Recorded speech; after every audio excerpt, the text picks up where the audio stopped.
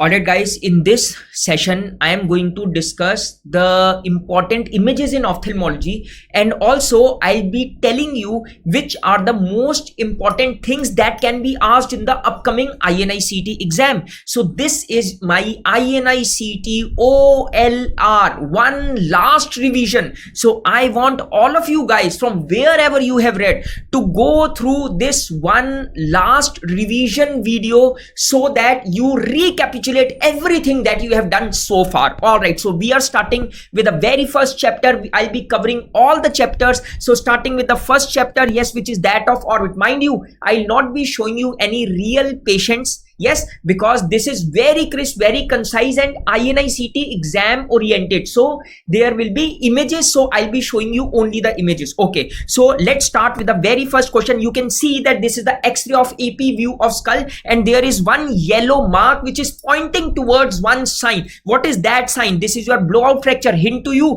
and this sign is your tear drop sign, and don't worry, I am going to share the annotated file in my Telegram channel, right? Okay, so this is your teardrop sign which is seen in blunt trauma to the orbit. Okay, now what is this? This is your typical last year question. The same kind of same image was asked, and this is your Hertel's exophthalmometer, and this Hertel's exophthalmometer is used for proptosis. What is difference between proptosis or exophthalmos? It is one and the same thing. You use the word exophthalmos when we are talking of proptosis in thyroid eye disease. Ram का नाम पंजाब में राम है, जब वो USA Canada चला गया तो उसने अपना नाम रैम्बो रख लिया, बट पर्सन तो सेम है. Okay, and this is used for quantitative assessment or qualitative assessment of proptosis.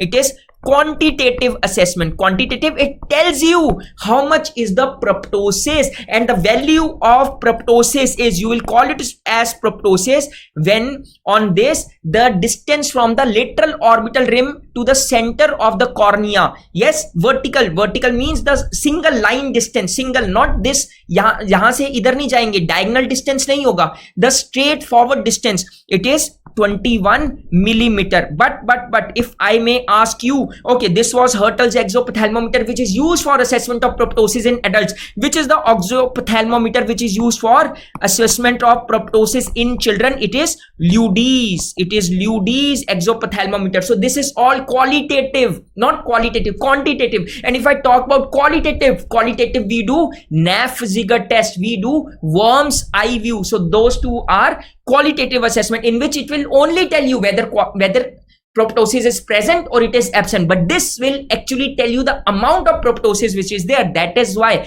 quantitative assessment. Okay, what is this? Let's see the case. So periorbital edema is there, yes sir. Conjunctival chemosis is there, double yes sir. Mid dilated non-reacting pupil is there, yes sir. Now don't get carried away by looking over mid-dilated non-reacting pupil. Of course, mid-dilated non-reacting pupil is seen in one disease, which is acute congestive glaucoma, but there is no conjunctival chemosis, there is no periorbital edema, but there is conjunctival congestion which is present as well. Now carefully look over to this patient, and this point towards which disease? This is your orbital cellulitis. Why? Because there are all the nerves which are present inside the orbit which are getting compressed. So there will be pupil which will be mid-dilated, non-reacting, there will be extraocular muscle movement restriction, there will be conjunctival chemosis, conjunctival congestion, there will also be ptosis, there will also be periorbital edema, there will also be raised intraocular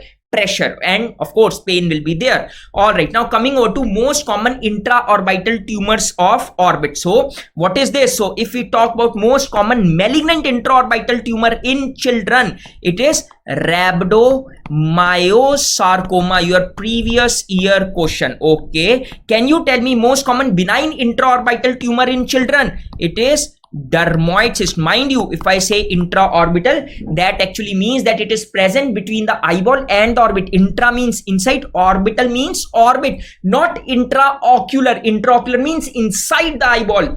Intraorbital means inside the orbit, which is between the eyeball and the orbit. So it is dermoid cyst. Malignant intraorbital tumor in adults is non-Hodgkin's lymphoma or It can be metastasis from any distant site. Benign intraorbital tumor in adults is cavernous or capillary hemangioma. Now, जब तक हम सब्जी के साथ हरा धनिया हरी मिर्ची free ना लें, मजा नहीं ना आता, isn't it? Okay, now can you tell me the two malignant intraocular tumors in children and in adults? So if I talk about child, I am talking of intraocular, means आंख के अंदर.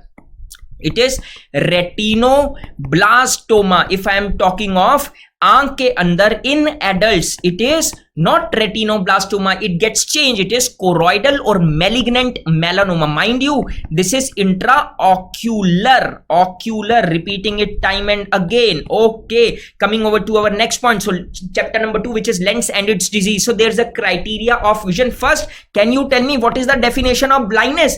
Definition of the blindness is when the vision is less than or equal to 3/60, number 1, or visual field less than equal to 10 degrees in better eye with best possible correction. With best correction, this is the definition of blindness as per WHO, as per NPCB, National Program for Control of Blindness. Now there's a criteria of low vision, which is 6/18 to 6/60. Then there is economic blindness, which is less than 6/60 to 3/60. I'm writing it here for you guys. This was the question which was asked. What is the criteria for economic blindness? 6/60 to 3/60, less than 6/60. So less than 3/60 to 1/60 is social blindness, and less than 1/60 is less than 1/60 is manifest blindness. And if the patient is not able to perceive even the light, perception of light nil, 0, you will call it as absolute blindness. Okay, now can you tell me what is the most common congenital cataract? I have put up a pic here. Can you tell me? So this is your blue dot cataract, but boys and girls, it is not associated with loss of vision, mind you, but there is one cataract which is congenital, which is associated with loss of vision. That is your this cataract, which is your lamellar or zonular cataract. I again repeat, lamellar or zonular cataract. Done?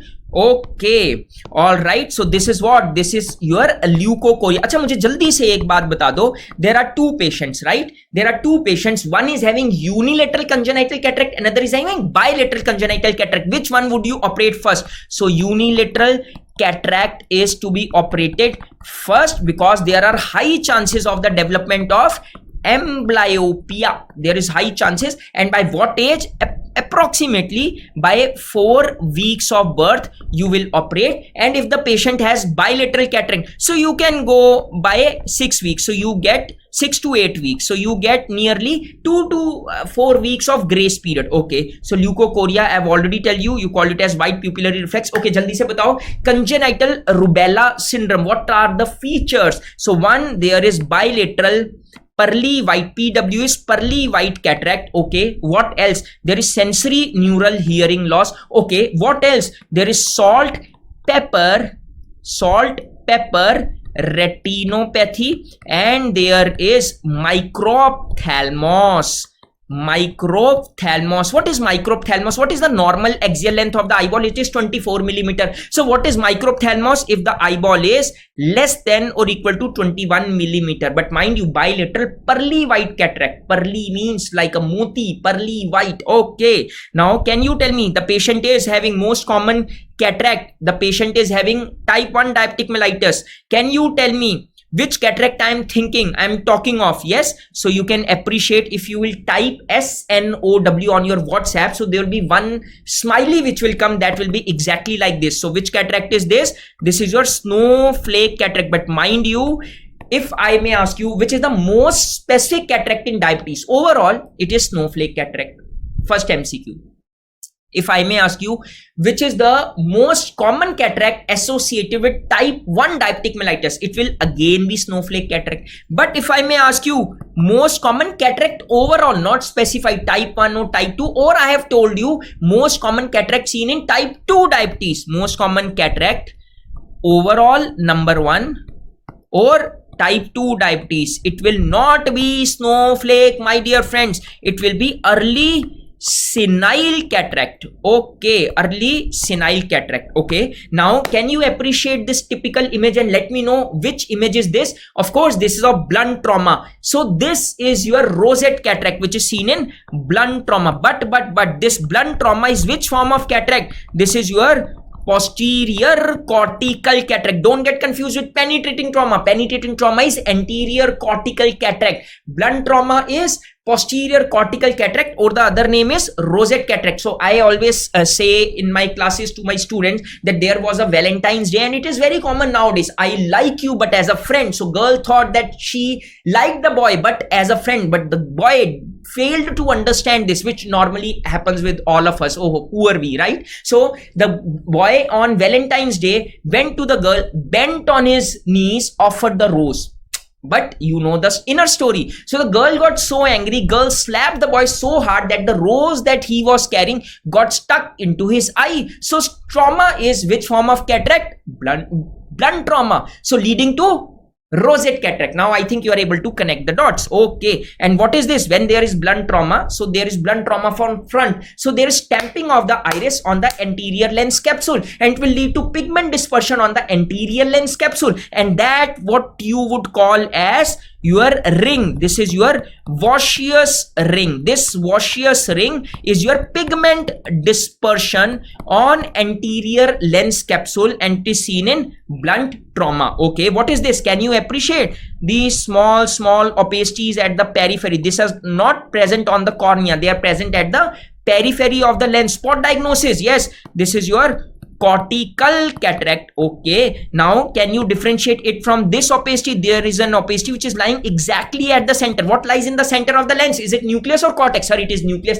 When it is nucleus and when there is opacity there, so you will call it as nuclear cataract. Yes, this is how you connect the dots. Okay, spot diagnosis, nuclear cataract. Okay, and this is your, can you appreciate light is coming from here falling on the lens, and this is the posterior part, so you can appreciate that there is opacity at the posterior surface of the lens near posterior capsule. So this is PSC, posterior subcapsular cataract, posterior subcapsular cataract. Okay, next is, what is this? What is this procedure? So we do it in cataract surgery. What is this procedure? So you are taking the cannula, placing it between the rim of the anterior capsule and the lens. When you place it between and inject the water will flow through and will create a positive pressure posterior to the lens. It will push the lens like the popcorn coming out of the popcorn machine. Yes, butter popcorn, hai na, egg 2 popcorn. Okay, so when it will come out, it will pop out. So it is because of the positive pressure which water created, and this is what you call as hydrodissection. This was the image based question which was asked in your recent exam. Hydrodissection, the positive pressure will push the lens and will separate the lens from its around lying capsule. Okay, now what is this? This is your phaco probe. This is your phaco probe which is emulsifying the lens, but the examiner is interested in knowing what is the length of incision in phaco emulsification. So the length of incision is 2.8 to 3.2 millimeter. Can you tell me what is the length of incision in manual small incision cataract surgery? It is 5 to 6 millimeter. Can you tell me which length is put in phaco? Is it foldable or non-foldable? It is foldable IOL. Can you tell me the most common material which is used in foldable lens? It is acrylic. Can you tell me which is the most commonly used lens in MSICS? It is non-foldable. Can you tell me the material which is used in making non-foldable lens? It is PMMA. All of these are your PYQs, polymethyl methacrylate. Now the most common late complication of cataract surgery is this. What is this? This is your Elschnick pearls. Elschnick, you can see now there is pearly like appearance, Elschnick pearls. But sir, Elschnick pearls तो हैं यार, we know, but ये हैं क्या, होते कैसे हैं? This is your after cataract. So what happens is when you take the patient's own cataractus lens out, there are some epithelial cells which remain in the anterior capsule, which remains in the capsular bag, I should say. These cells, they will move beneath the posterior part of the IOL which you have implanted, and they will start proliferating there. Yes, when they will start proliferating, they will cause the haziness of the media. For that, you will have to rupture the posterior capsule with the help of the laser. So the treatment is ND YAG laser capsulotomy. कौन सी capsulotomy boss? Anterior capsulotomy तो you have already done. Only then you will able to enter into the lens and cause hydrodissection, cause phacoemulsification. So you are going to do it on posterior capsule. Post dot means posterior capsule. So this is your after cataract type. Can you appreciate the more pearls? Yes. So this is your Elschnick pearls. It can be the central Elschnick pearls or peripheral ring. You call it a sommering ring. So if it is peripheral, it is not lying on the visual axis, so there is no problem, let it be there. But if it is Elschnick pearls causing loss of vision, you will of course go on for ND YAG laser capsulotomy. Okay, what is this? So this is your slit beam light, and you can appreciate on the anterior lens, you can appreciate that the lens is bent anteriorly like a cone. So what is this? This is your anterior lenticonus. Can you tell me the most common cause of anterior lenticonus? Spot diagnosis is anterior lenticonus. A for anterior, A for L-POTS syndrome. A for L-POTS syndrome, most commonly seen in L-POTS syndrome. Okay, now coming over to the next chapter, which is uvea. Mind you, we are doing the most probable topics. I am also going to tell you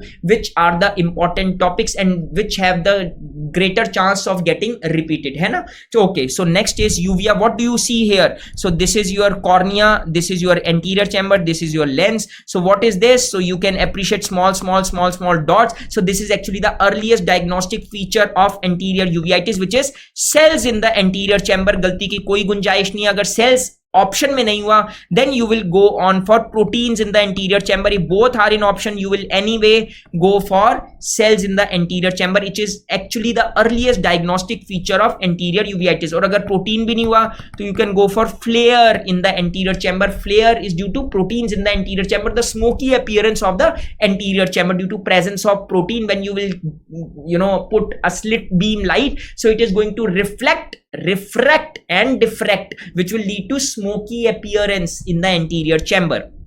Okay, so what is this? What is your spot diagnosis? ध्यान से देखेंगे क्या क्या लग रहा है आपको. ये देखो, can you appreciate something? So this is your hypopyon, which is pus in the anterior chamber. Can you typically appreciate that there is circumcorneal congestion, the congestion which is just around the cornea, circumcorneal congestion. Can you also appreciate that there is presence of some opacities? This is actually your KPs, keratic precipitates. Okay, अब जल्दी से मुझे बता दो, what is your diagnosis? So there is presence of KPs, there is presence of the hypopyon, there is presence of circumcorneal congestion. So spot diagnosis will be your anterior uveitis. Anterior uveitis is your spot diagnosis. Okay, अच्छा मुझे जल्दी से बताओगे what is the drug of choice for anterior uveitis? Why I am asking you कि बहुत सारे students गलती करते हैं इसमें, तो यहाँ मैं लिखवा ही देता हूँ आपको. Drug of choice for anterior uveitis is topical steroid. That is your drug of choice. But you always give topical steroids in association with cycloplegic. But the role of cycloplegic is actually to decrease the pain, but the treatment is the disease will be cured by your topical steroid. Okay, what is this? This is typically your festooned pupil. One term which we use for the pupil in anterior uveitis is irregular. Mind you, if you find this keyword in your question, you have to mark anterior uveitis. Irregular, constricted, non-reacting pupil.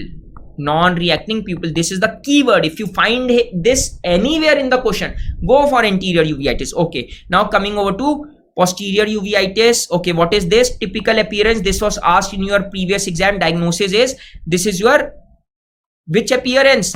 Pizza pie appearance. Okay, this is your pizza pie appearance and it is seen in CMV retinitis. चलो अब बीमारी का पता लग गया तो treatment भी बता दो. ओपीडी के पैसे लिए तो बीमारी डायग्नोज करोगे, साथ में ट्रीटमेंट भी बताओगे ना.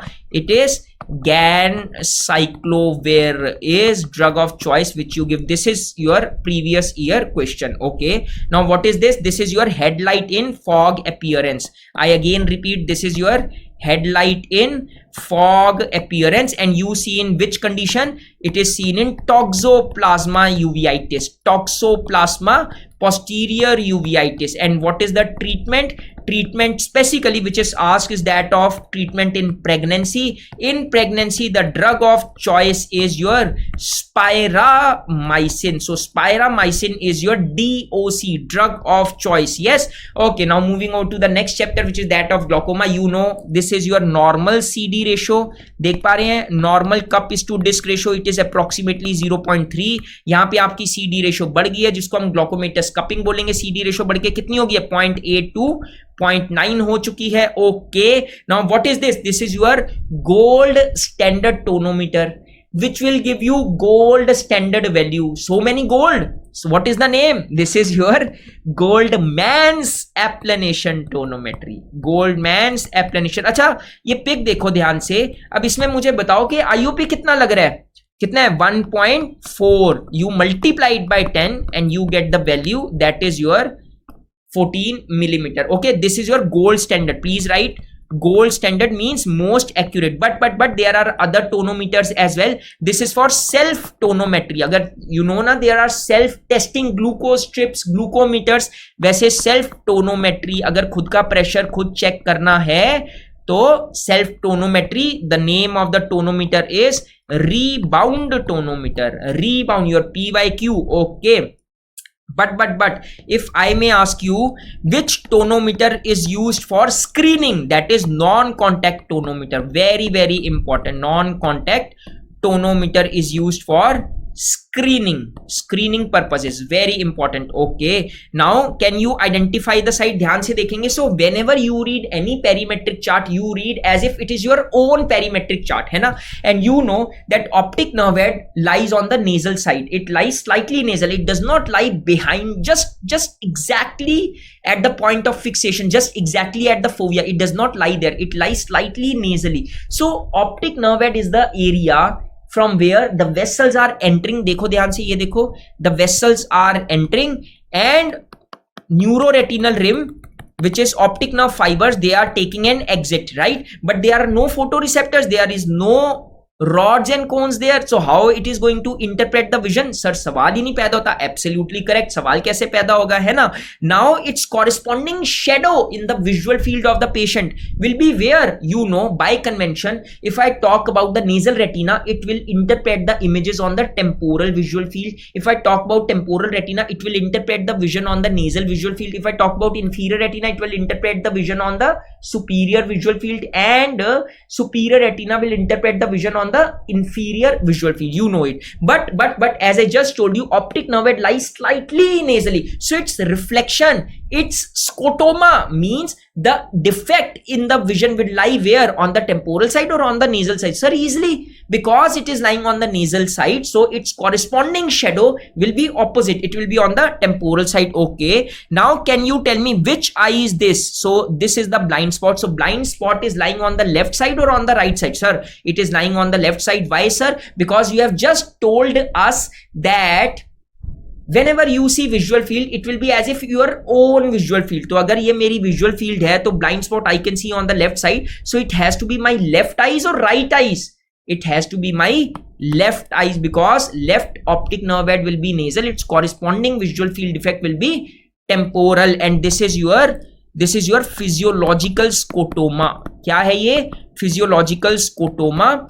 और इसको हम क्या भी बोलते हैं? इसको बोलते हैं blind spot. Blind spot is the area in the visual field. It is not the optic nerve head. Some students whose concepts are weak, they feel that optic nerve head is blind spot only. Blind spot वो physical area नहीं है. Blind spot एक visual field का area है जो patient को नहीं दिख रहा है, because उस area से जो लाइट आ रही है वो रेटिना के ऑप्टिक नर्व हेड पर पड़ रही है, और ऑप्टिक नर्व हेड कोई भी लाइट को इंटरप्रेट नहीं कर सकता, क्योंकि वहां पे कप में से वेसल्स रेटिना के अंदर आ रही है और न्यूरो रेटिनल रिम से ऑप्टिक नर्व फाइबर्स बाहर जा रहे हैं. I hope it is clear. Okay, so I have told you which side is this. This is your left side. Okay, what is this? Okay, typical. I am going to tell you the features which you see.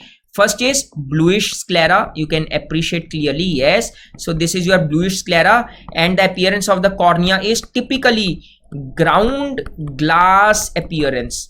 ground glass appearance of the cornea, and these are your striae. Which striae? These are your Harb's striae. Harb's striae. How will you differentiate the horizontal striae with vertical striae? H for Harb's, H for horizontal, and it is seen in your congenital glaucoma. But if I talk about the vertical striae are walked striae. Walked striae are seen in keratoconus. This is because of the stretch in the Descemet's membrane. I again repeat, it is the stretch in the Descemet's membrane, while half striae, they are due to breaks in the Descemet's membrane. Breaks in the Descemet's membrane. One important feature that you are going to see is ophthalmos. If you have attended my main lectures, you would see I always show two patients. One is a young boy of 5-7 years old, and another is 15-16-year-old girl. So in which you will see ophthalmos, bullseye, because of increased axial length. What are the other features? There can be subluxation, dislocation of the lens. There is increased axial length, which will lead to myopia. These are all the features. But the treatment of choice, the surgery of choice is goniotomy. Goniotomy is cutting of the structures at the angle of anterior chamber, and this is the direct gonio lens which is used. Direct gonio lens which is used. So there can be indirect, there can be direct gonio lens. So indirect is important. Indirect gonio lens names is Goldman's 3 mirror, Goldman, rich trabeculoplasty lens. Yes. Then there is Zeiss, Sussman. So these are indirect, while direct is Ahmed. Okay. Ahmed Copies. Okay, Ahmed and Copies. Yes. Okay, now moving ahead. Okay, kahan gaya? Yes, ye aa gaya. Okay, now coming over to, can you tell me the side effects? These are the side effects of one very important drug. आप बता पाएंगे ये कौन सी drug का side effect है, ये बता पाएंगे? So you can appreciate that this is your iris hyperpigmentation. Iris hyperpigmentation. This is your trichomegaly. Trichomegaly is increased in the size and coarseness of eyelashes. अगर आप मेरे टेलीग्राम चैनल को follow कर रहे हैं तो वहां पे मैंने रिसेंटली अपना एक पेशेंट डाला था जो मेरी ओपीडी में आए थे, तो उनको मैं थोड़ी सी हिस्ट्री भी ले रहा था और देख भी रहा था कैमरा से. तो उसमें क्या था, उसमें साइड व्यू में you could appreciate that there was trichomegaly, and when I had asked the patient कि आप कौन सी ड्रग डाल रहे हो, तो उन्होंने बोला था मैं ड्रग डाल रहा हूं कौन सी, ट्रेवोप्रोस्ट, प्रोस्टाग्लैंडिन एनालॉग, जिसमें आती है ट्रेवोप्रोस्ट, जिसमें आती है लेटानोप्रोस्ट. ट्रेवोप्रोस्ट, letanoprost, these are prostaglandin analogs. I want to tell you one more point here. Another important side effect of PGL analogs is cystoid macular edema. It can even lead to uveitis and also blepharoconjunctivitis. These are all important side effects which have been asked before. Okay, so we are done with that. Now coming over to what is this? So there is separation of circular with longitudinal muscles of ciliary body, and you call it as angle recession. क्या बोलेंगे हम इसको? angle recession, and it is seen in blunt trauma. Simple definition can be asked, and this angle recession leads to glaucoma. Now you'll say, sir, अगर ciliary muscles की longitudinal circular muscle में separation हो गया तो iris will fall back, there will be widening of the angle of interior chamber. How can it lead to glaucoma? Mind you, angle recession is a tell sign of the associated trabecular meshwork injury. Okay, so if there is angle recession due to associated trabecular meshwork injury, there will be high intraocular pressure. Okay, so this is your angle recession. What is this? Can you appreciate? Typically, which shape pupil? This is your typically D-shaped pupil, and it is because of the tearing of the iris at its root. You call it as iridodialysis. Another important term I am giving along with the image, iridodialysis. It was repeated. Okay, and you can appreciate that there are trans illumination slit defects at the mid periphery on the iris. It is because of the reverse configuration of the iris. Normally iris is convex anteriorly, but in some cases it becomes concave anteriorly. So when the patient's pupil dilates, constrict, it keeps on rubbing over the lens and its zonules, which lead to pigment dispersion and cause pigment dispersion syndrome. क्या बोलते हैं? Pigment dispersion. So there is a pigment which will be there in the anterior chamber. This pigment dispersion, this pigment can get deposited on the corneal endothelium. अगर ये pigment corneal endothelium के ऊपर जमा हो जाए तो it will form a spindle. You call it as Krukenberg spindle. अगर यही pigment trabecular meshwork पर, if the same pigment gets deposited on the trabecular meshwork, it is going to form a line. You call it as Sempolizi line. But if this trabecular meshwork is full of pigment, it will clog the outflow of aqueous humor. So you will call it as pigmentary glaucoma. It can lead to pigmentary glaucoma. I hope it is well understood. So transillumination slit defects are seen in pigment dispersion syndrome. What is this? Don't say, sir, it is cortical cataract. Check this out. It is lying on the anterior lens capsule. It is not lying inside the lens. It is lying on anterior lens capsule. This is your pseudo exfoliation. क्या बोलेंगे इसको? Pseudo exfoliation. And it can also lead to deposition of these flakes which are going to fall off in the anterior chamber, which will get settled into the trabecular meshwork pores and going to increase the intraocular pressure, leading to pseudo exfoliation glaucoma. Pseudo exfoliation glaucoma. Okay, what is this? This is your aqueous humor pockets which are formed in the vitreous cavity. So this is your malignant glaucoma, when there is backward rotation of the ciliary processes, and you know, tip of ciliary processes, its non-pigmented epithelium layer, it leads to formation of aqueous humor. Yes, when it turns backwards, it starts dumping aqueous humor in the vitreous cavity, which will raise the posterior segment pressure, and it is going to push the lens anteriorly such that this angle will get closed, and you will call it as malignant glaucoma. Malignant glaucoma. But the important part is your treatment. This is the only glaucoma in which you will give mydriatic agent, atropine 1% eye drop. Mydriatic, otherwise you will not give mydriatic agent. You always give in angle closure, you always give pilocarpine or prostaglandin analogs, but here you are going to give atropine, only drug. You also call it as inverse glaucoma. Inverse glaucoma. Okay, of course, if it is not controlled with the drug, you can do surgery, and surgery is iridozonulohyaloidectomy. Yes, in which you remove the part of the aqueous humor which is inside the vitreous humor. Okay, so sorry, there was some disturbance from outside. Okay, all right, now coming over to the next chapter, fifth chapter, which is that of retina. So there is histopathological image of the retina. So 10 layers are very important. Recently in your INICET, so one image was given in which there was an arrow like this, and it was asked which image is this. So let's do it. So first so this is the vitreous humor side, this is the outside, which is scleral side. So there is internal limiting membrane. Yes, after internal limiting membrane, second is nerve fiber layer, third is ganglion layer. Now ganglion layer and inner nuclear layer, there has to be some connection between ganglion layer and inner nuclear layer. That connection, that synapse is known as plexus. But since this plexus lies on the inside of the retina, you call it as inner plexiform layer.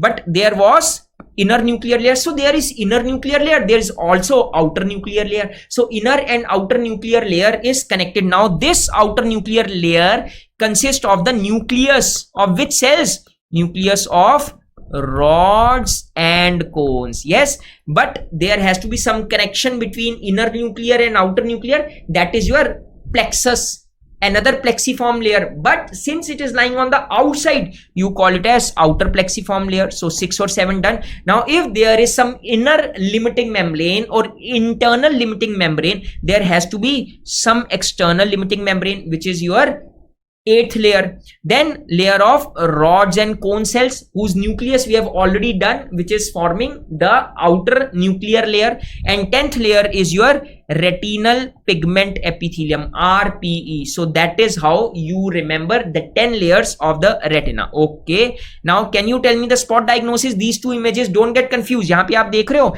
background is white, the vessels are white, so this is your fundus fluorescein angiography. But here can you appreciate that the vessels are black? So what has happened? So this is your FAF. What is difference between fundus fluorescein angiography and FAF? So this is your autofluorescence. क्या है ये? This is your autofluorescence. So some components in the retina have the ability to reflect the light to show the property of autofluorescence, like lipofuscin. Yes, so it has the tendency. So here you can see that there is the, how will you differentiate? So one is because there is a dye. Which dye is there? Fluorescein dye, which is going to absorb the light in the blue spectrum and emit the light in the green spectrum, so it will get illuminated. So you will see, because the dye is present inside the retinal vasculature, so retinal vasculature will be illuminated. But here in FAF you can see that it is the normal property of the retina to send fluorescence, but the vessels, they will not fluorescence at all. So you will see black vessels, black optic disc. है ना? Okay, now coming over to, so I have told you the two spot diagnosis. Now coming over to the next image, can you appreciate? So which type of tear is this? This is typical horseshoe shaped tear, which is your rhigmatogenous retinal detachment. And most common site of rhigmatogenous retinal detachment is superotemporally. Most common site is your previous year question, superotemporally. Okay, now can you tell me which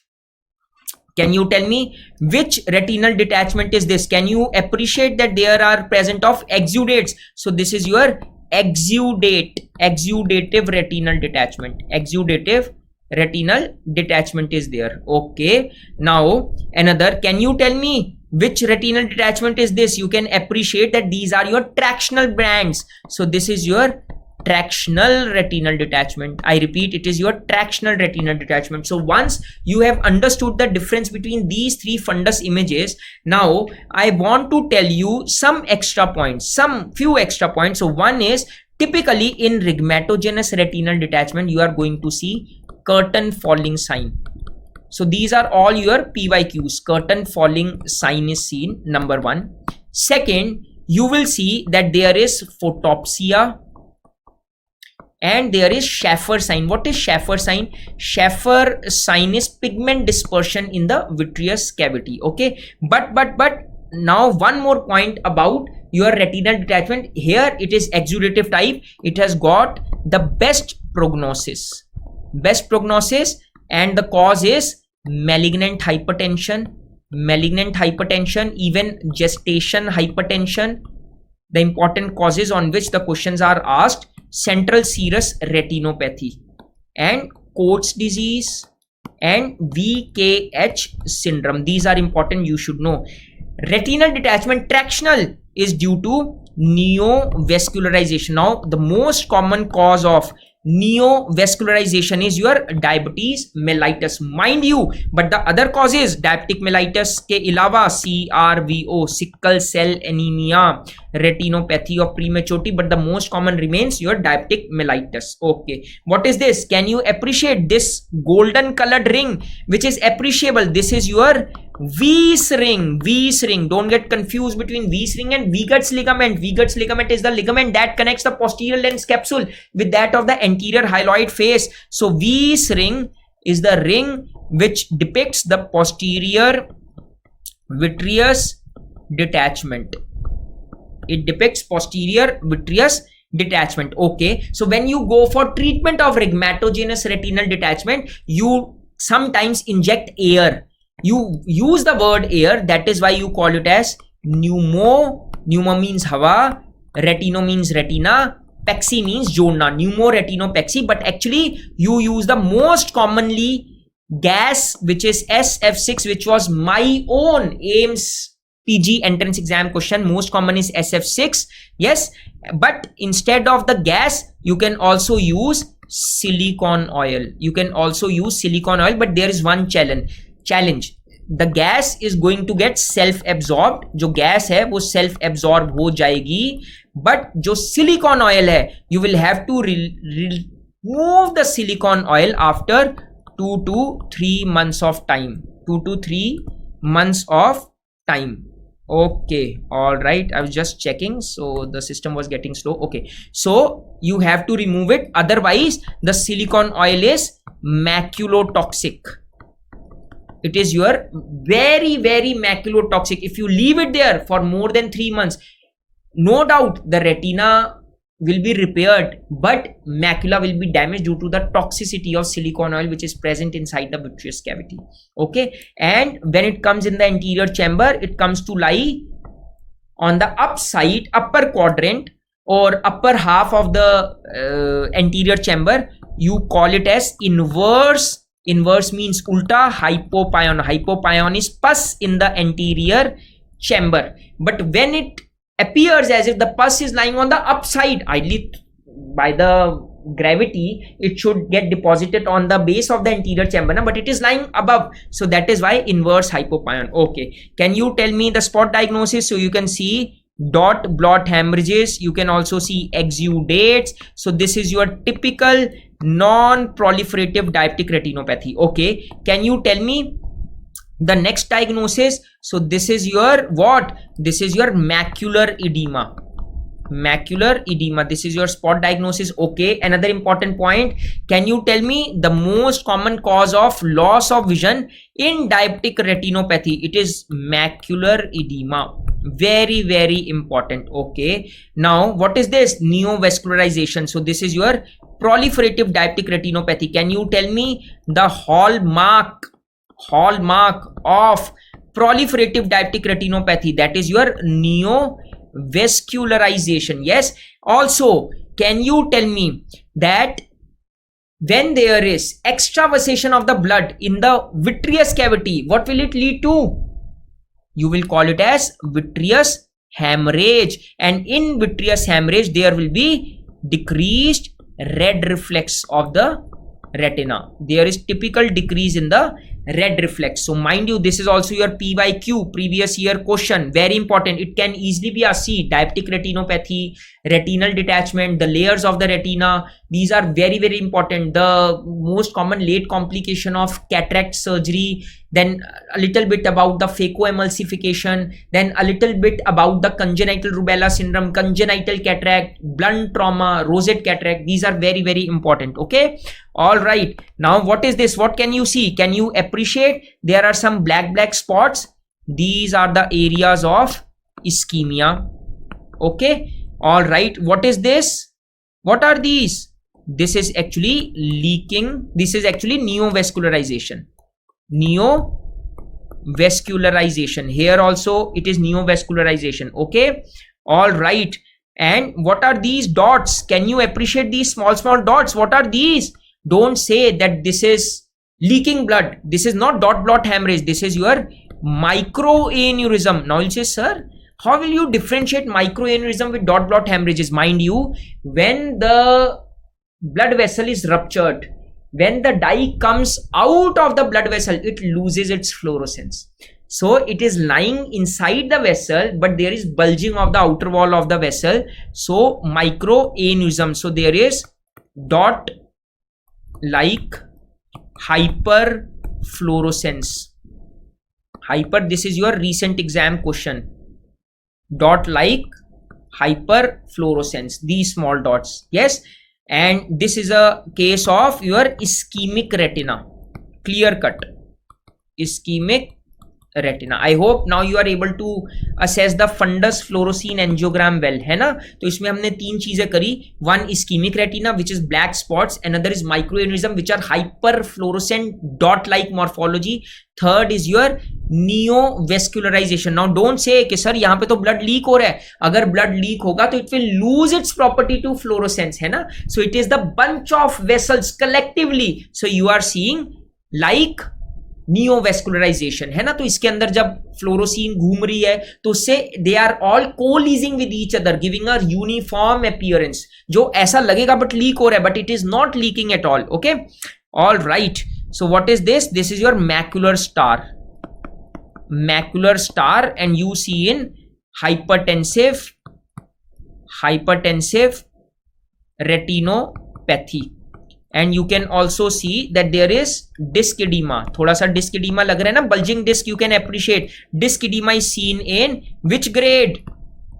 Grade 4 of hypertensive retinopathy, very very important. Okay, now this typical appearance is your splash tomato appearance, and it is seen in which disease? It is your CRVO, central retinal vein occlusion. Okay, and this typical appearance almost like a splash tomato but lying only in the superiotemporal quadrant, so it is branch retinal vein occlusion. Okay, now here you can appreciate that there is cherry red spot and there is cattle tracking as well, but there is some viable retina, because what happens is this, first and foremost, this is a case of CRAO, but in nearly 35 to 50% of the cases there is extra supply to the macula, एक extra vessel होती है जो macula पे जारी होती है, so that even if central retinal artery is blocked, occluded, the macula will still keep on receiving the blood supply, and this vessel is your cilioretinal artery, that is leading to viable macula. क्या करता है ये? It is leading to viable macula, okay, which you see here.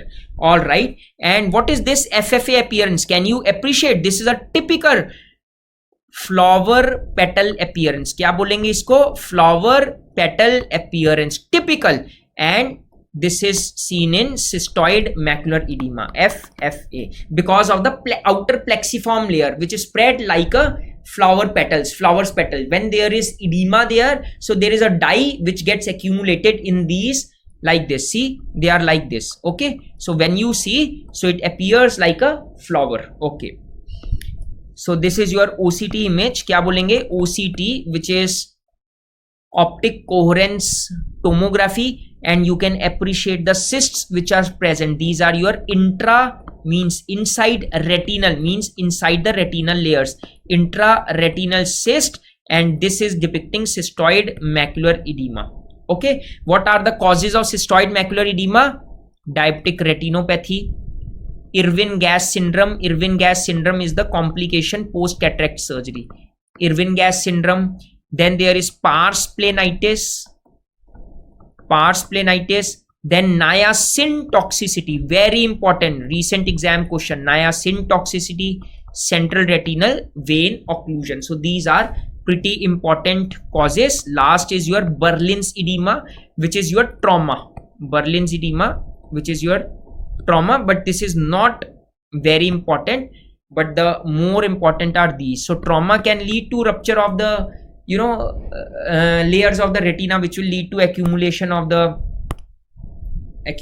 of fluid, है ना, but these are very very important. Berlin's edema, indeed there is cherry red spot, ठीक है जी, cherry red spot. Okay, all right, so this is your another image which is showing that a smoke is coming out from the chimney. This is your smoke stack appearance. कौन सा appearance है जी? Smoke stack appearance, and it is typically seen in one disease which is central serous retinopathy. This is a characteristic, but it is seen only in 15 to 20% patients. Of course it is specific, but ये कम लोगों में दिखता है. There is another appearance which is ink blot appearance. It is seen in nearly 80 to 85% of the patients, but unfortunately this is non-specific. Then you will ask me, okay sir, then what is the investigation of choice in CSR? It is OCT macula, your previous year question. Okay sir, what is the treatment in CSR? It is just reassurance, and call the patient after 3 months. And your next question will be, sir, what if the patient is not treated by 3 months? Again दोबारा patient को reassure कर दो, OPD के पैसे ले लो, reassure कर दो, और 3 महीने बाद फिर बुलाओ.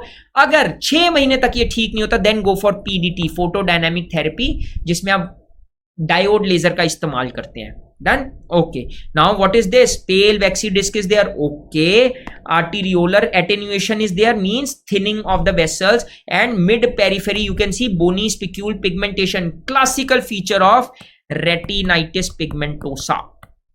Retinitis pigmentosa. Can you tell me the earliest feature, because it is dystrophy of rods first and then cones. So the earliest symptom or feature is night blindness. Very important.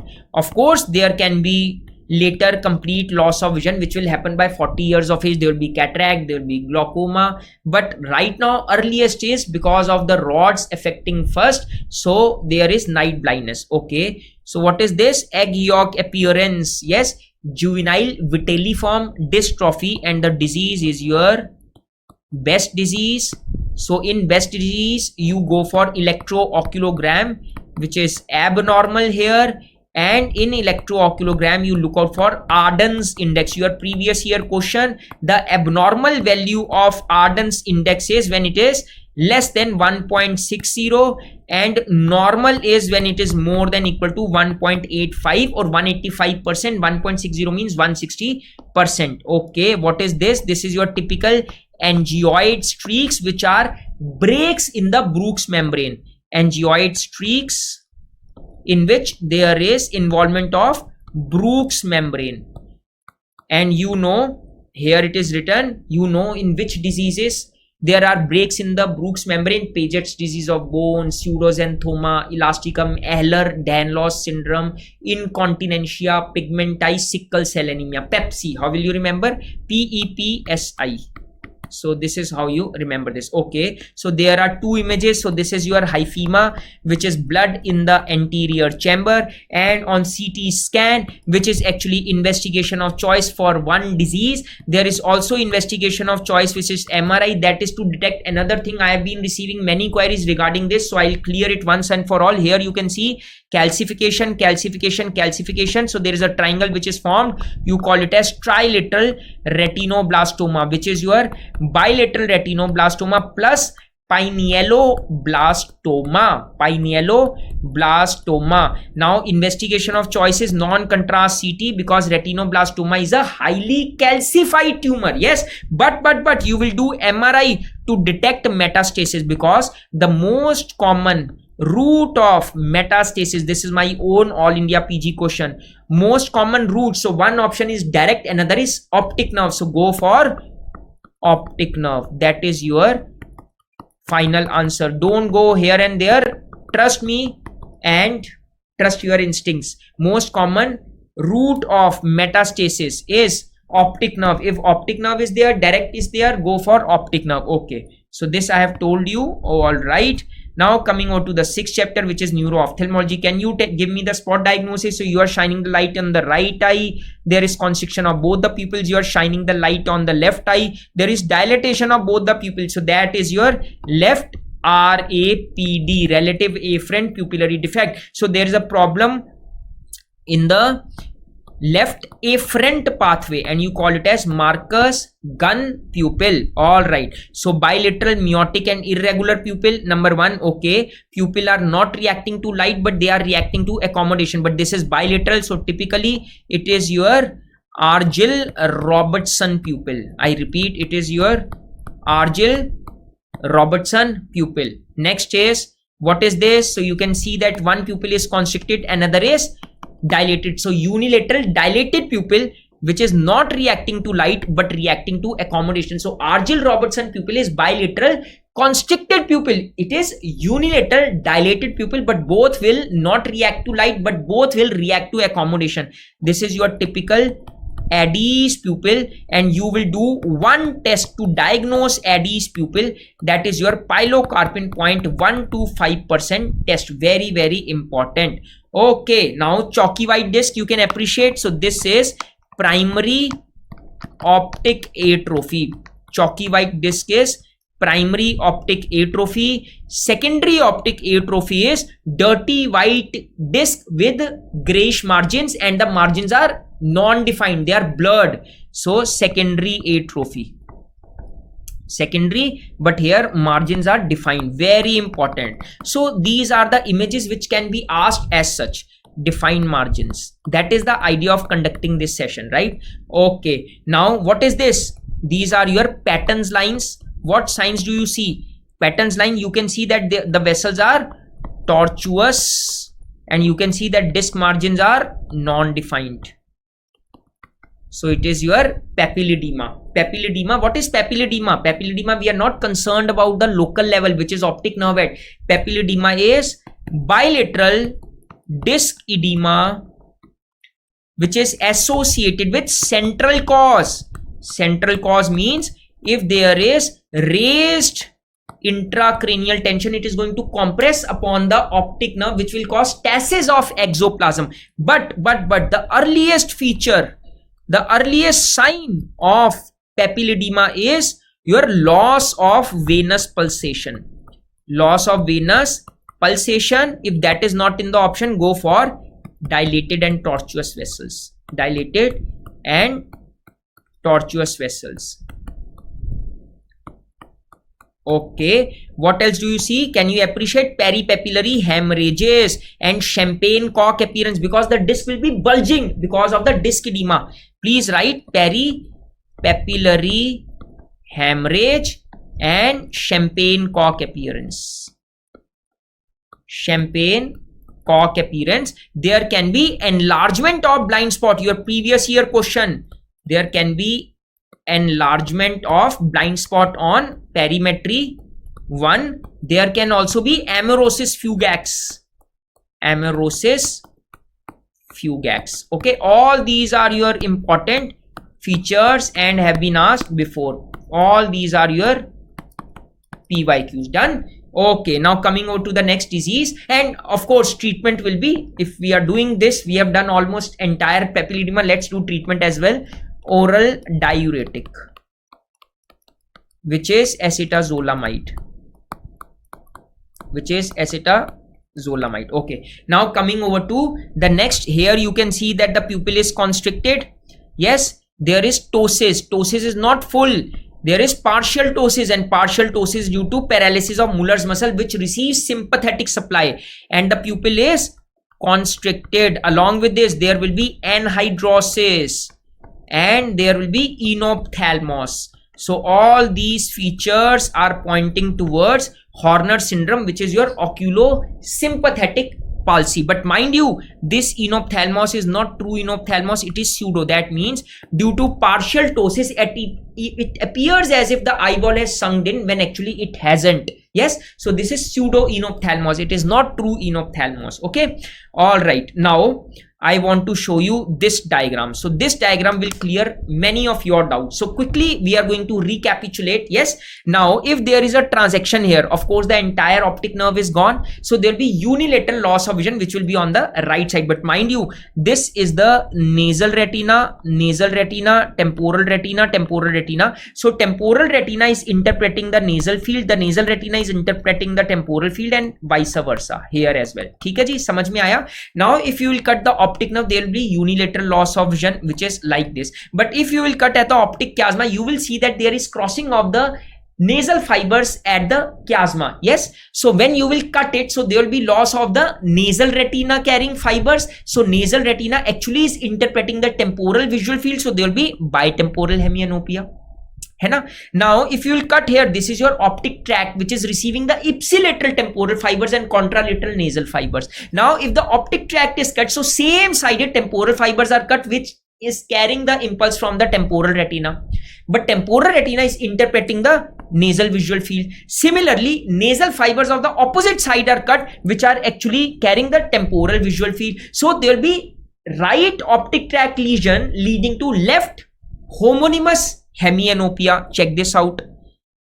Contralateral means opposite, so right is cut, left homo means milte julte, hemianopia means hemi half, anopia means nazar nahi aa raha, hemianopia. Yes, now I am upping the game a little bit. Now The same sided fibers, temporal, is divided in two parts, the superior temporal, inferior temporal. The opposite sided fibers, nasal, are also divided in two parts, the superior nasal and inferior nasal. Now the superior fibers means superior temporal and superior nasal, because they are passing superiorly, so they will pass through the part of the brain which lies superiorly, and that is the parietal lobe. And the inferior fibers, they are passing inferiorly, which is inferior temporal and inferior nasal, so they pass through the part of the brain which lies inferiorly, which is the temporal lobe. Now when there is damage to the right parietal lobe is receiving which fibers? Can you tell me? Ipsilateral superior temporal fibers and contralateral superior nasal fibers. But you know, superior temporal fibers are going to interpret inferior nasal visual field.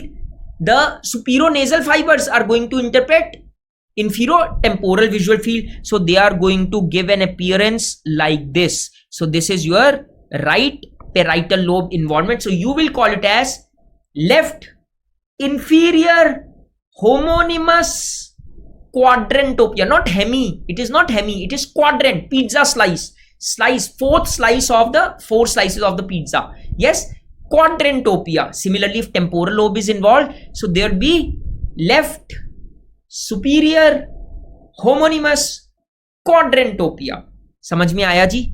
समझ में आया? So this is your right temporal lobe. I hope it is clear. So you also call it as pie on floor appearance, and you call it as pie in sky appearance. But mind you, ultimately the fibers are going to the occipital lobe. Now occipital lobe anatomically is one, but functionally it is divided in two parts. This is the right part, this is the left part. If there is stroke of the right branch of the posterior cerebral artery, ideally all the fibers coming from the optic tract should suffer. Yes. So if optic fibers of the optic tracts are suffered, so they will lead to left homonymous hemianopia. Simple.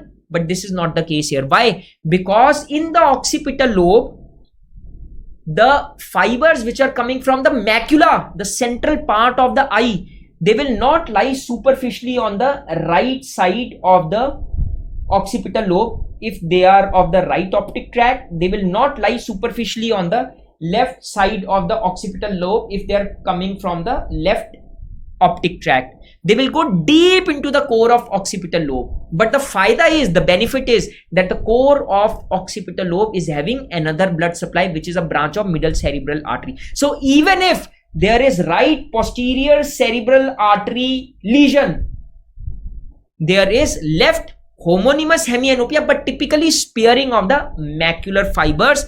That is your left homonymous hemianopia with macular sparing. समझ में आया जी?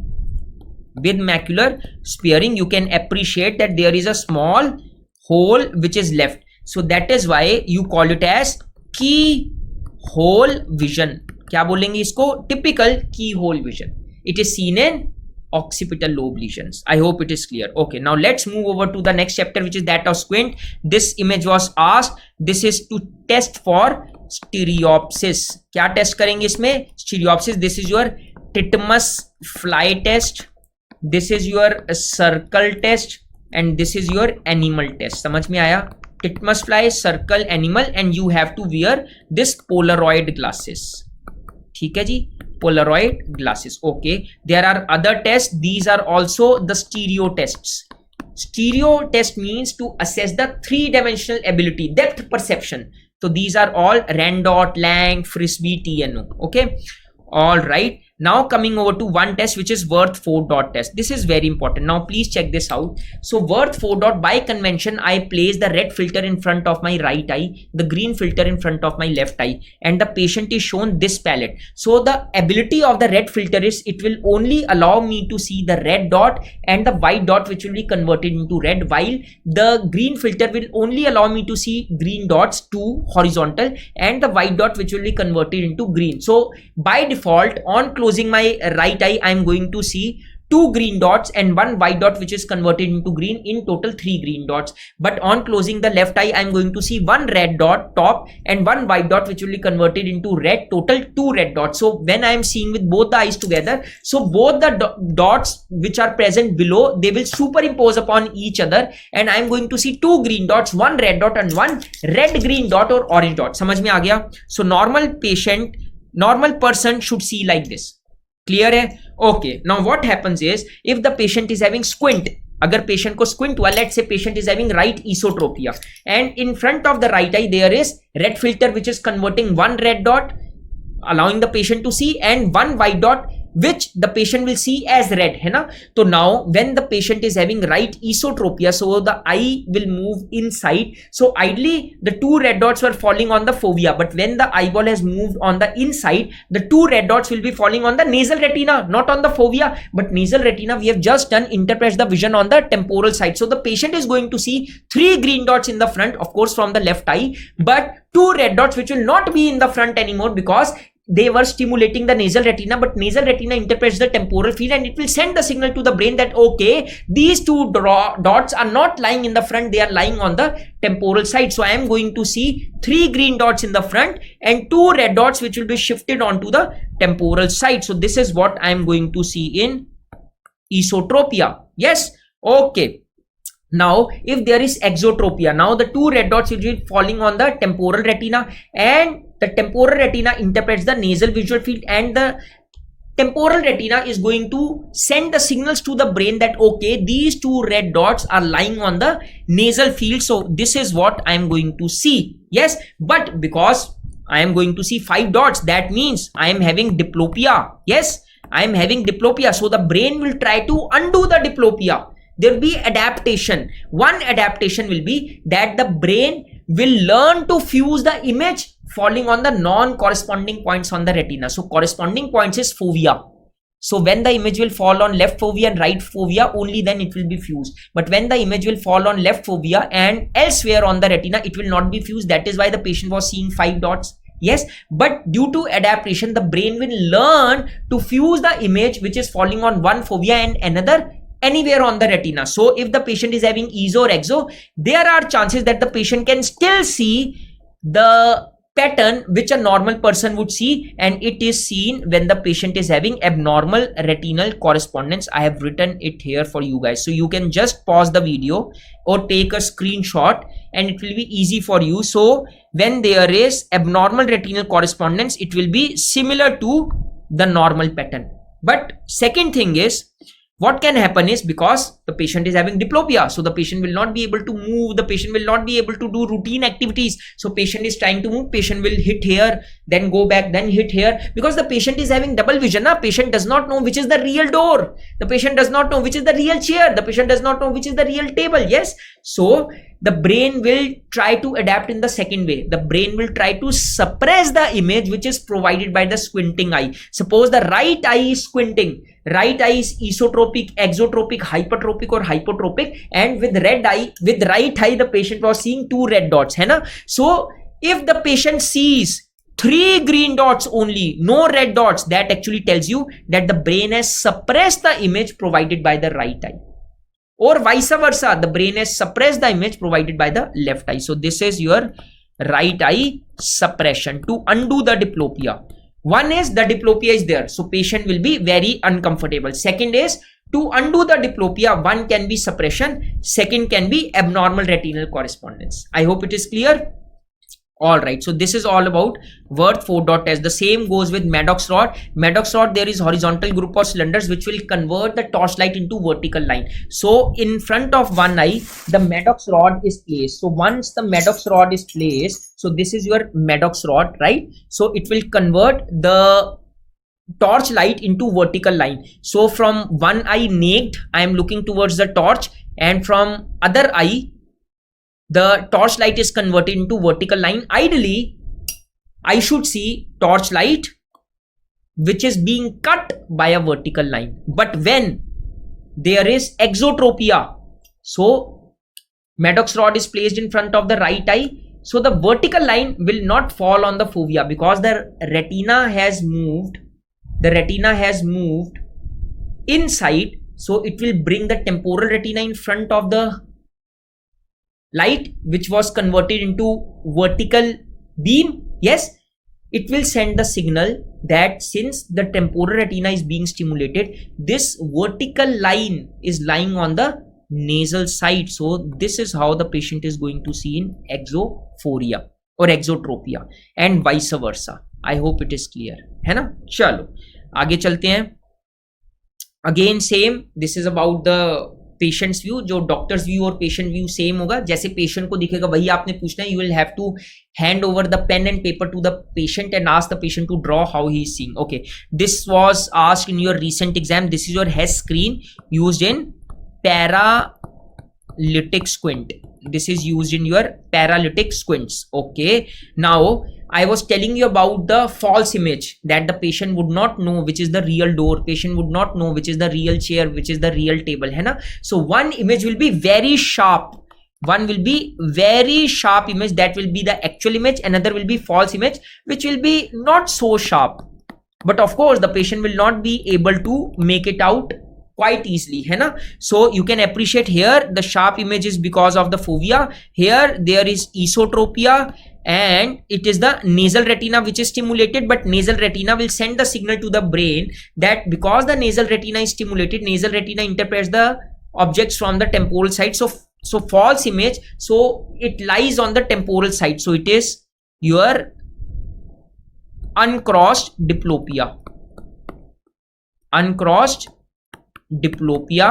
and it is seen in esotropia. But exo mein you will have crossed. How will you remember? So in exo we have got x, hence cross diplopia. Okay, all right, so this is your optokinetic nystagmus, which helps in eliciting physiological nystagmus. This nystagmus is physiological, like almost similar to when you are traveling in a train. You are watching a tree, so you fix your eyes on the tree. Yes, when it goes off your field of vision, you fix your eyes on another tree, then it goes back, then you fix your eyes on another tree, then it goes back, another tree, another. So this is like your horizontal nystagmus. This is physiological. So here also there are black and white stripes, so you follow one black stripe which goes behind, and you shift your focus to the new black stripe. This is your physiological nystagmus. Now coming over to the cornea, you can appreciate that there is corneal opacity, and in the center there is a shiny bulge. It is a spot diagnosis, which is your desmetocele. This bulge is your desmetocele. And what is this? You can appreciate that there is a bulge, thinning of the sclera, which is bulging, and there is underlying uveal tissue. This is your ciliary staphyloma. Don't confuse ciliary staphyloma with that of scleromalacia perforans. Mind you, in scleromalacia perforans, the same you are going to see, which will be approximately 1 to 2 millimeter from the limbus. It is approximately 1 to 2 millimeter from the limbus. But the difference between scleromalacia perforans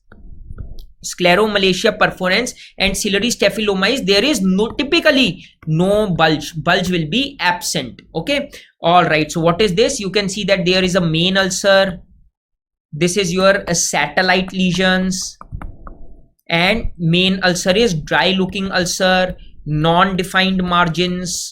The margins are non-defined. You can also see hypopyon is there, which is pus in the anterior chamber. So this is your fungal keratitis. Okay, very important. There is a typical history of organic matter injury. Mind you, organic matter injury. ठीक है जी. Okay, what is this? Typical. So cobalt blue filter में आप देख रहे हैं, cobalt blue light में देख रहे हैं. कौन सी आप dye use करेंगे? You are going to use this dye, which is orange color dye, and this is going to absorb blue color and going to emit green color. This is your dendrites, and the name of the dye is fluorescein dye. ठीक है, fluorescein dye will be seen only on cobalt blue light and will emit green color. So dendrites are there. This is your herpes simplex virus keratitis, but here this is your pseudodendrites. कौन से dendrites हैं? Pseudo dendrites, and it is seen in herpes zoster ophthalmicus. So what is difference between herpes simplex virus, herpes zoster? Herpes zoster is actually your chicken pox virus. Chicken pox virus. Okay, don't get confuse कि दोनों में herpes आ गया. herpes is herpiviridae, it is the family. Yes. Okay, and what is this sign? This is your typical Hutchinson sign. If you have seen my main lectures, वहां पर मैंने आपको 2 patients दिखाए हैं जिसमें पूरी frontal nerve involved थी. So this is your Hutchinson sign, which depicts that if there are vesicles on the tip or side of the nose, the corneal involvement is inevitable because of the common nerve supply to both the tip of the nose and cornea, which is your nasociliary nerve. ठीक है जी, Hutchinson sign. Now this is single ring-like ulcer. Don't think that ring-like ulcer, ringworm, fungal keratitis. No, this is your acanthamoeba keratitis. लगता बड़ा छोटा सा है लेकिन है बहुत धमाकेदार. क्यों? Because this is very painful. On seeing this it will appear that okay, it is just a minor ulcer. That is why we say that signs are more than symptoms. Sorry, symptoms are more than signs. Symptoms, pain ना, pain symptom में आते हैं. Symptoms are more than signs. While in fungal keratitis, signs are more than symptoms. Here signs are more than symptoms. Okay, all right. And you get acanthamoeba when you have a history of washing your contact lenses in tap water, or you have a history of contact lenses on and swimming in pond. Then you get acanthamoeba. But otherwise, if I may ask you, most common cause of contact lens keratitis, that is your pseudomonas. तब pseudomonas mark करेंगे. अगर specifically बोला जाता है कि या तो tap water में वॉश किया गया है या फिर स्विमिंग करी है पॉन्ड में, then acanthamoeba. Okay, what is this? Can you appreciate the vertical stretch lines? हम अभी कर चुके हैं. That is Vogt's striae. These are vertical stretch lines on the Descemet's membrane and it is seen in which condition? Keratoconus. Keratoconus and vogt, VOGT, vogt striae. And you can see that there is one yellow arrow which is pointing towards the golden colored some rounded structure. This is your Fleischer ring. Don't confuse Fleischer ring with that of Kaiser Fleischer ring. So this is your iron deposition on epithelium, while KF ring is Descemet's membrane copper deposition. ठीक है जी, copper deposit on Descemet's membrane. That is the difference. Okay, and please remember this KF ring is reversible, so it also tells you the response to therapy. When there is a patient with Wilson's disease who has got copper deposition in the Descemet's membrane and he is responding pretty well to the treatment, so it will be reversed as well. ठीक है जी. Okay, what are the other features of keratoconus? Typically this is your V-shaped configuration which is seen on asking the patient to look down, and this is your Munson sign. Munson sign. And now coming over to the neovascularization, you can appreciate that the blood vessels are continuous. You can trace it when you are able to trace it from conjunctiva to cornea. You are able to trace it. You call it as superficial corneal neovascularization. Okay, and the treatment is radiotherapy. क्या treatment होगा? Radiotherapy दे सकते हैं.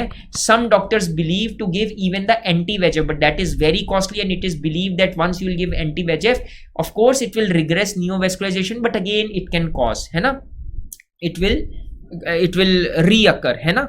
Okay, so these are present at subepithelial or epithelium और सब epithelium reason में होती है. ठीक है, ऑल राइट. ओके, अगर हम डीप की बात करें तो जो डीप होंगी वो स्ट्रोमा में होंगी, और वो स्ट्रेट वेसल्स होंगी. Just for reference, straight vessels. But ये आप देख रहे हैं, these are not straight, these are very much branch, arborescent type. ठीक है जी.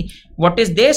सो the sutures that you give in corneal suturing. So this is your graft and this is your host cornea, and the suture are 10-0 nylon which are given corneal sutures.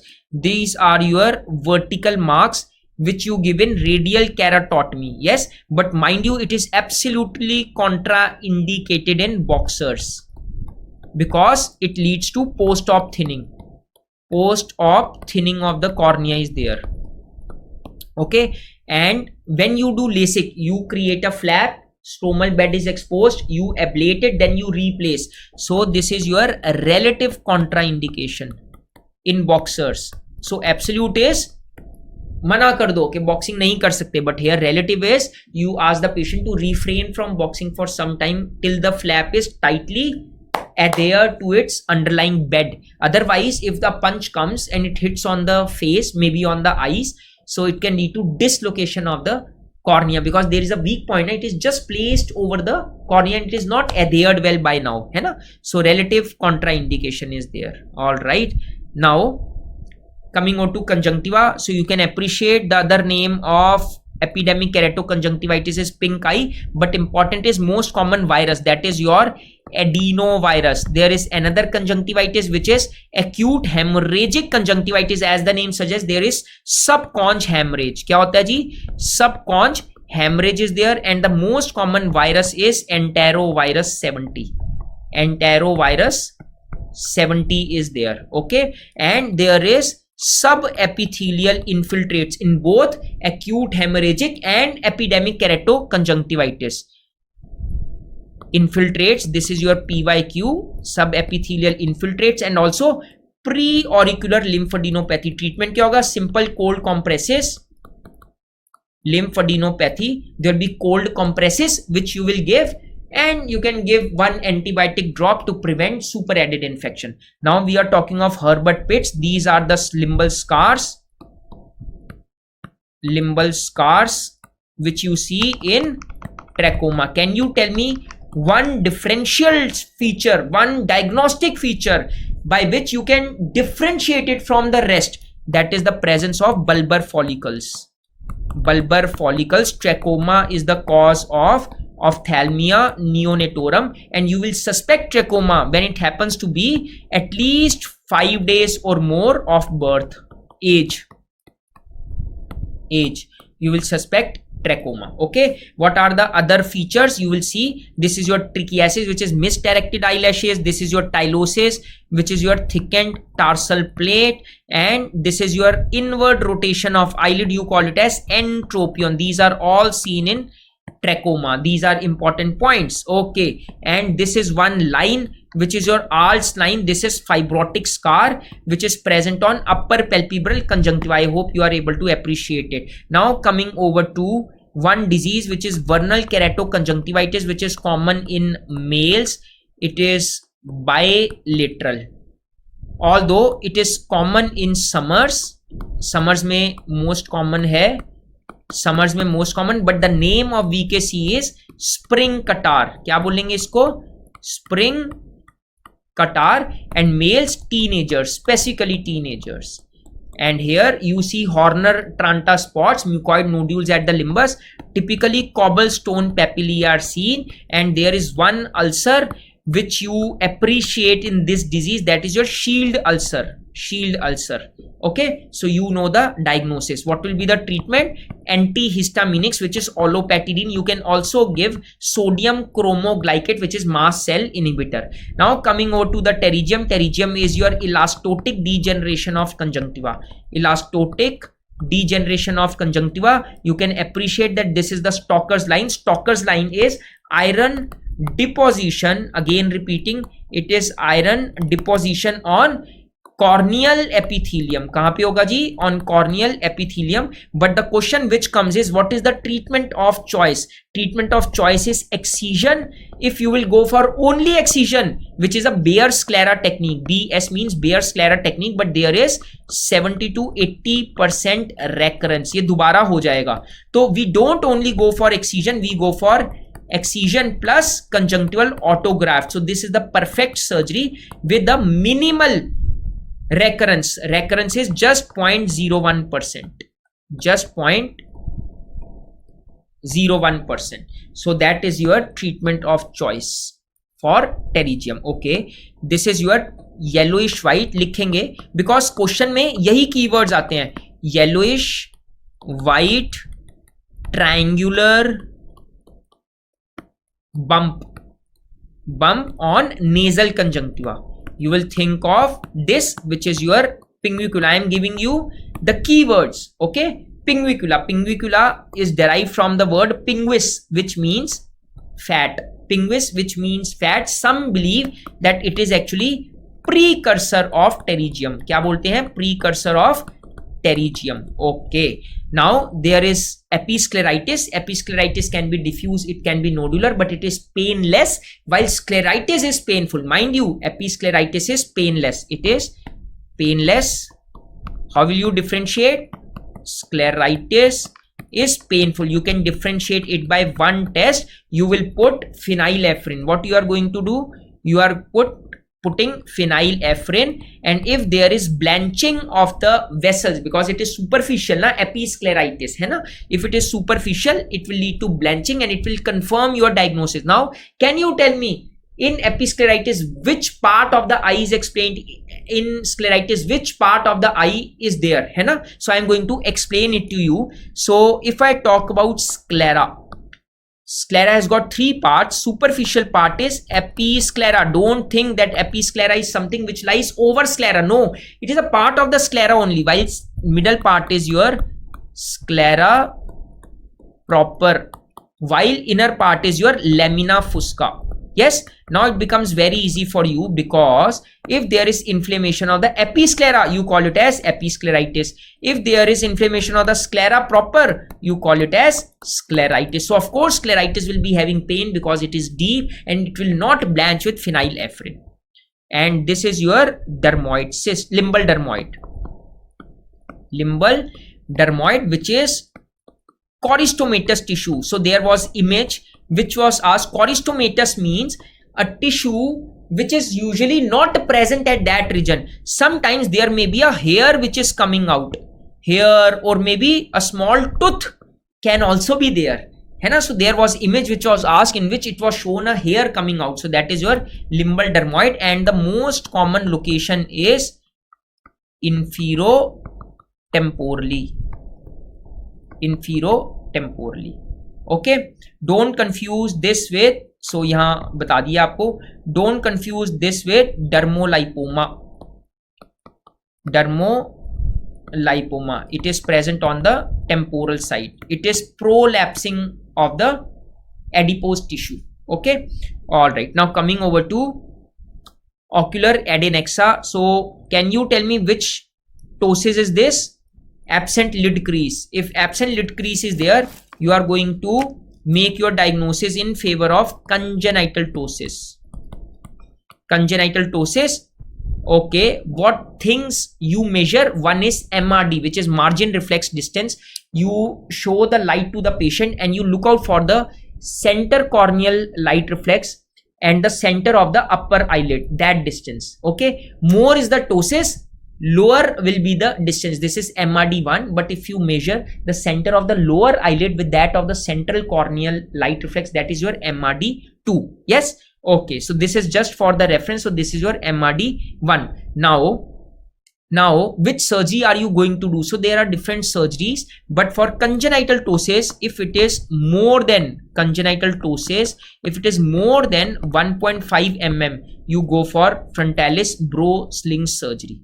Also Marcus Gunn jaw wing syndrome, you go for frontalis brow sling surgery. But if there is congenital ptosis which is less than 1.5 mm first, or there is acquired ptosis, you go for this surgery, which is your Fasanella Servet procedure, in which you cut the part of conjunctiva, Muller's muscle and tarsal plate. So you call it as conjunctivo-Mullero-tarsectomy. Okay, that is Fasanella Servet. Okay, can you tell me which procedure is this? So you are giving an incision and then tightly suturing this. What will you think of? This is your entropion. So when you tightly suture it, you are outward rolling the eyelid, which was turned inside. Entropion correction surgery, and the procedure name is Jones procedure. Okay, all right. This you create a small wedge and you tightly suture it to make the lower lid taut. This is your Bix procedure, BICKS, Bix procedure for entropion. And there was one scientist who was Quickert. He merged the Jones and Bix. So if there is incision plus there is wedge resection, so that is your quicker procedure. Okay, now this is V, you convert it into Y, you call it as VY operation, which is done for ectropion, VY procedure. So I think ये नीचे आएगा, हाँ वो entropion का मैंने ऊपर लिख दिया था. So that was बिक्स जोन्स आ गया, ये बिक्स आ गया यहाँ, इसको कट करते हैं एंड यहाँ पे आएगा VY operation which is done for ectropion. There is another surgery which you do for ectropion, that is your Z-plasty. I am writing it here, that is your Z-plasty. Okay, now what is this? You can see that there is a nodule at the margin. There is nodule at the lid margin. This is your hordeolum externum, which is sty, nodule at the lid margin, and it is very painful. Inflammation of hair follicle. If not in the option, go for gland of Zeiss, and it is very painful. Don't confuse it with a nodule which is away from lid margin. It is away from lid margin and it is painless. You call it as chalazion. Okay, what will be the treatment? Now you have understood the difference between chalazion and sty. What will be the treatment of sty? Because it is infection, so you will give antibiotics oral. AB means antibiotics oral. You will give NSAID, that will also be oral, but you will give eye ointment, which will be your antibiotic eye ointment. ठीक है जी? And you also go for hot fomentation. Okay, while for chalazion you go on for I and D, incision and drainage. You simply do I and D. Some prefer giving antibiotic and non-steroidal anti-inflammatory drugs in the beginning, but hardly there is any positive effect. While you can also go on for intralesional triamcinolone injection. Okay, so that is also helpful, but IND is the best treatment. You give incision and you drain it, the surgery which I usually show to all of you, hai na? Okay, now coming over to the optics. If the image is falling in front of the retina, the refractive error is myopia. It was asked in your FMG exam, it was asked in your INICET exam as well. Okay, if the image is falling behind the retina, that is your hypermetropia. Yes, and this is your Sturm's conoid, which actually tells you about astigmatic refractive error. Yes. Okay, now this is the image of retinoscope. Now I am going to solve 2-3 MCQs for better understanding. देखिए, so retinoscopy was done from a distance of 1 meter. I hope that you are already aware of the principles of retinoscopy and how do we do it. If you don't know, you can revisit. You can see on my YouTube channel, and there I have uploaded a 30-35 minute video of retinoscopy telling you all the basic principles. So here we are just going to solve the numerical. So 1 meter retinoscopy is done and homatropine drug was used, and on x-axis the point of neutralization was at -2 and at y-axis it was at -2. So how much correction do you do for 1 meter? -1. How much correction do you do for homatropine?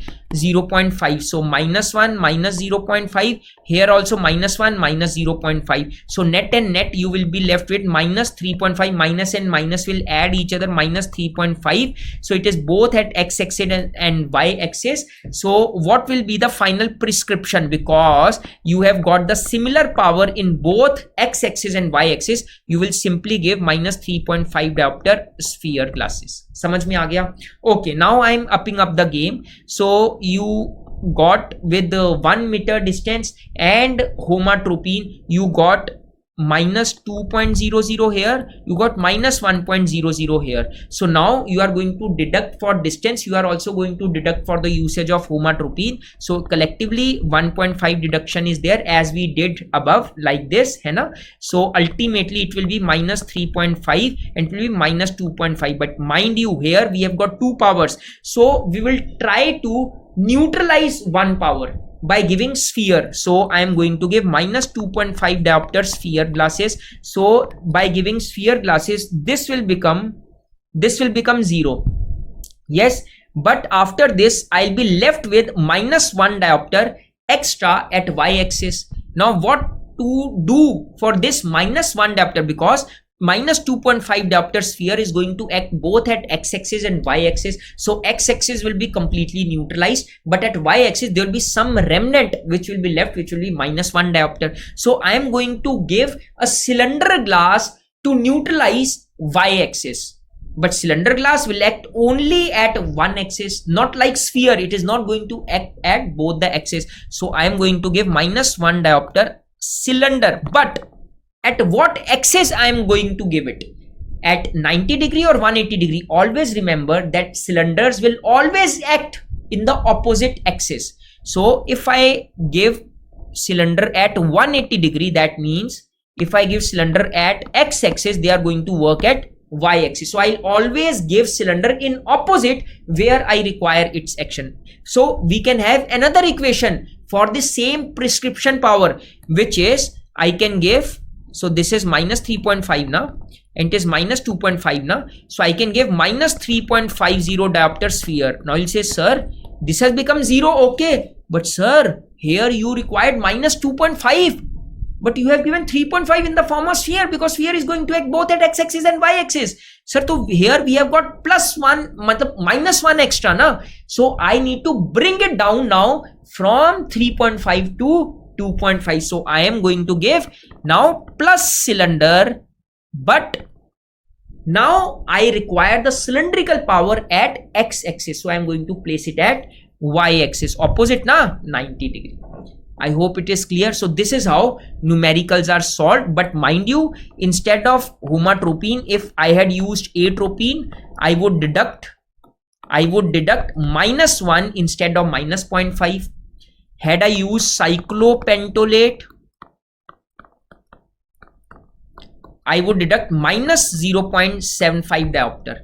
And had I done retinoscopy from distance of 66 centimeter or 2 by 3 meter, I would deduct 1.5 instead of 1, which I deducted for doing retinoscopy from 1 meter. Okay, so yes everyone, so this is one quick session for exam going students, and I hope you enjoyed the session. Do give me your honest feedback and let me know how you like the session, and I'm sure that you are definitely going to be benefited of this session. Please use this video for your nth hour revision. I can tell you that you will definitely feel more confident